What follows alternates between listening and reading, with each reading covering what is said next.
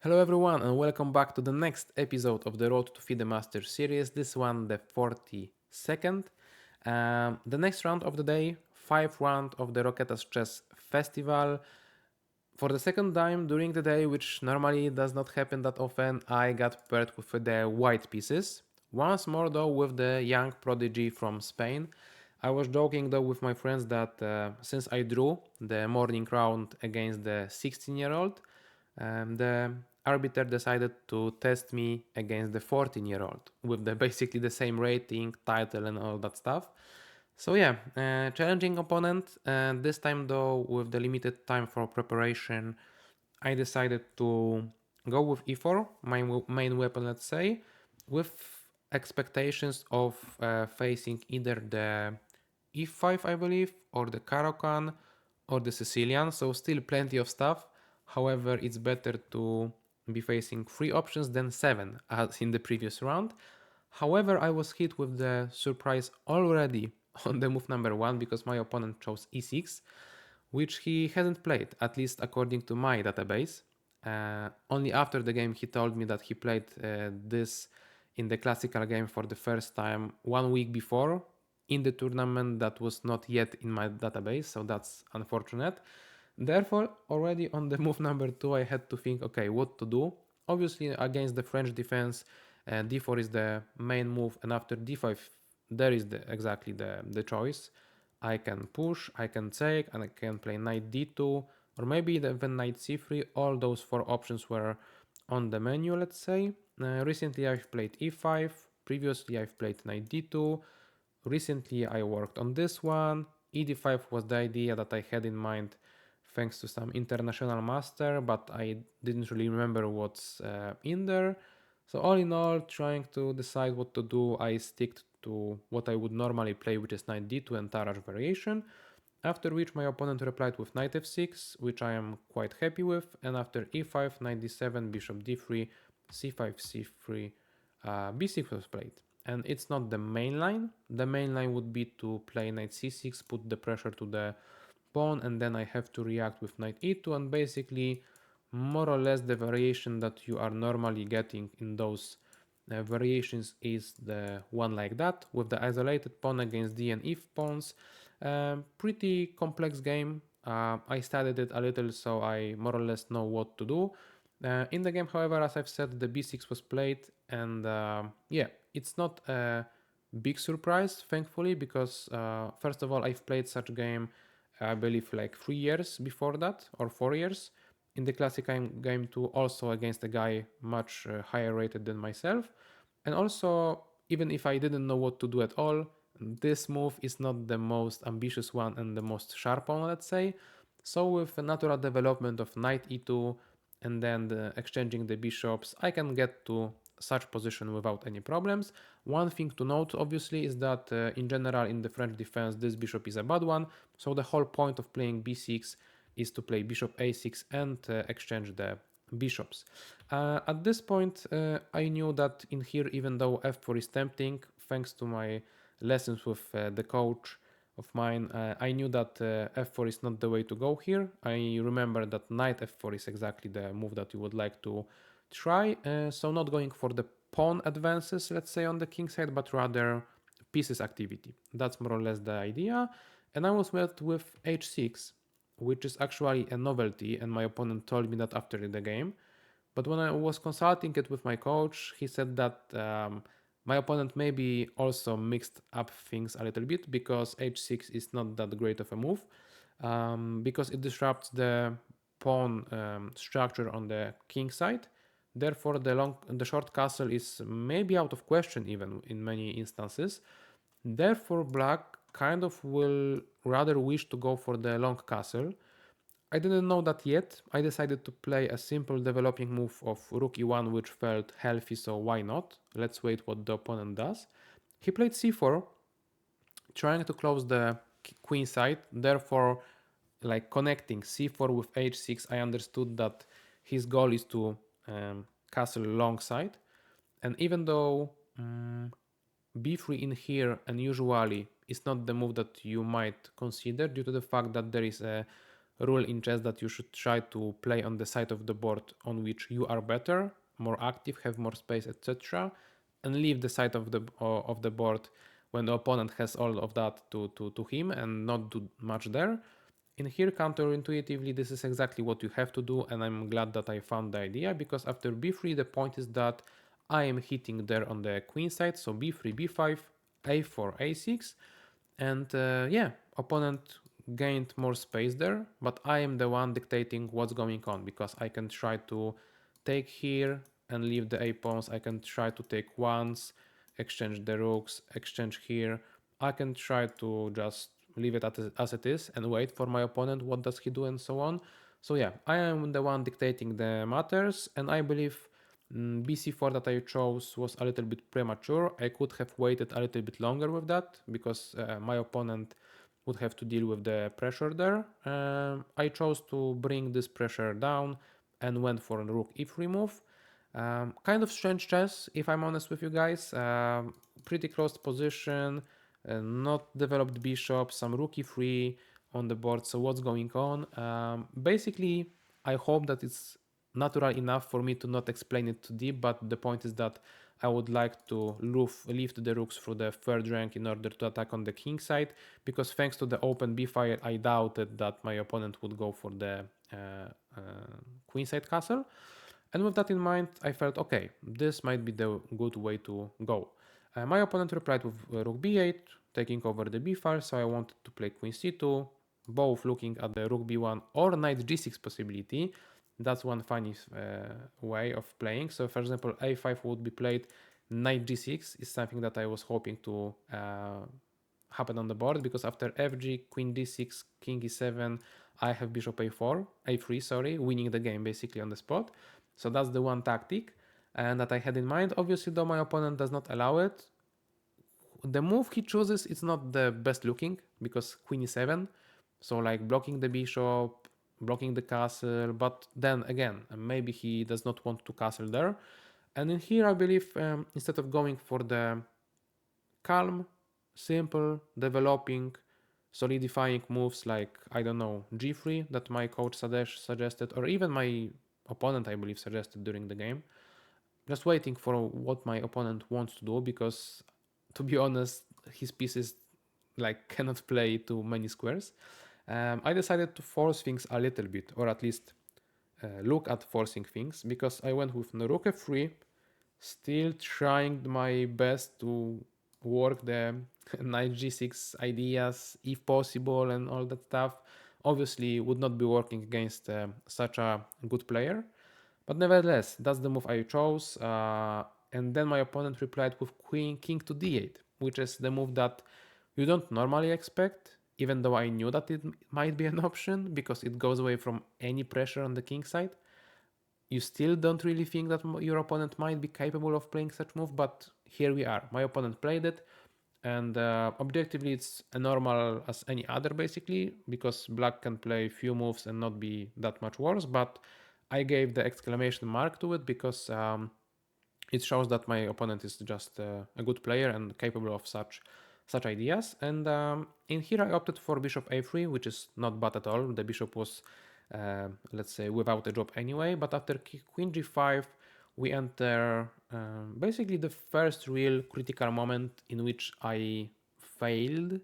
I can say that now, because as you can tell from the rounds number 2, maybe 2, it's like whenever I am in trouble strategically, I cannot find any idea, I go for what? For tactics, for calculations.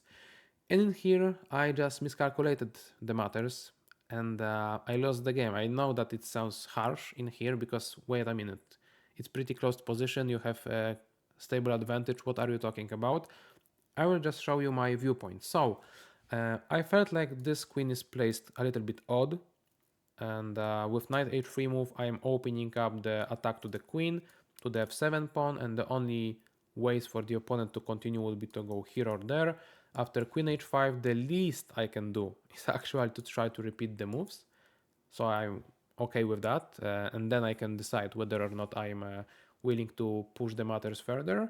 And after queen g6, which happened in the game, I was happy too, because I can trade the queens, create those two weaknesses, I can play bishop d6, a move I liked a lot, because after bishop takes ed, knight e8, I have knight f4 hitting those two weaknesses, and even though there is knight f8 covering both and hitting my pawn, I can then try to make my rooks attack the e6 pawn. So after all the exchanges, position might be equal, but practically it should be easier for me to play. At least that's what I thought.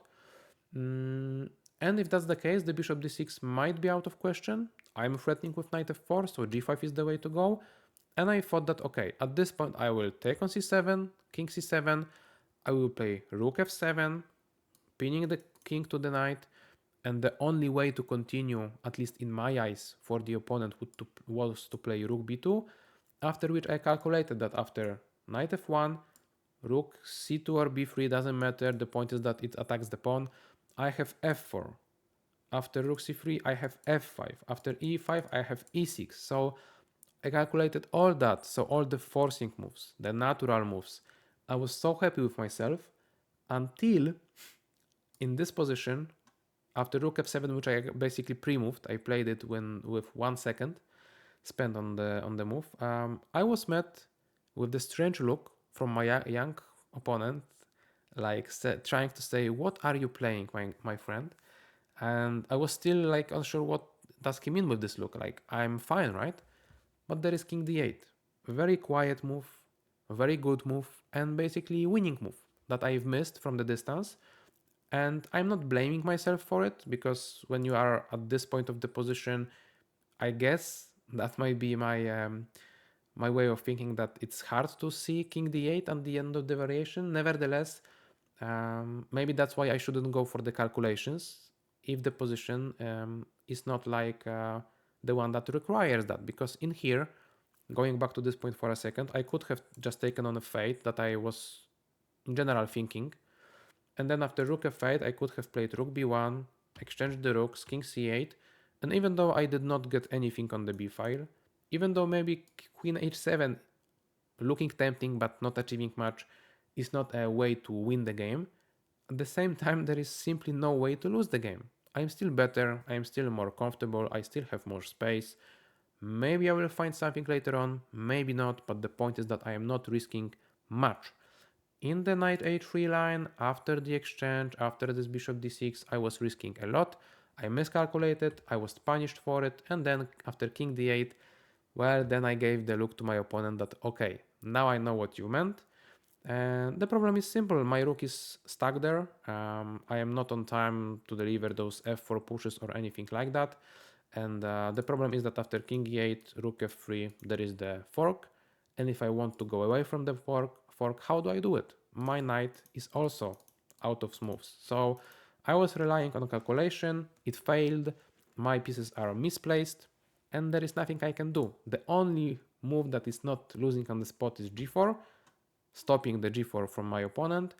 But after activating the rook, kicking away my rook, and simply going for development, my pieces are so out of place that I have no time in order to like remaneuver and try to find new places for them. Simple as that. Like, I would have to get like 5 moves for free in order to maybe make my pieces look a little bit better, and then maybe try to fight, but the chess does not work like that. So yeah, I tried to activate at least a little bit with the king g2, rook e3, king g3 idea.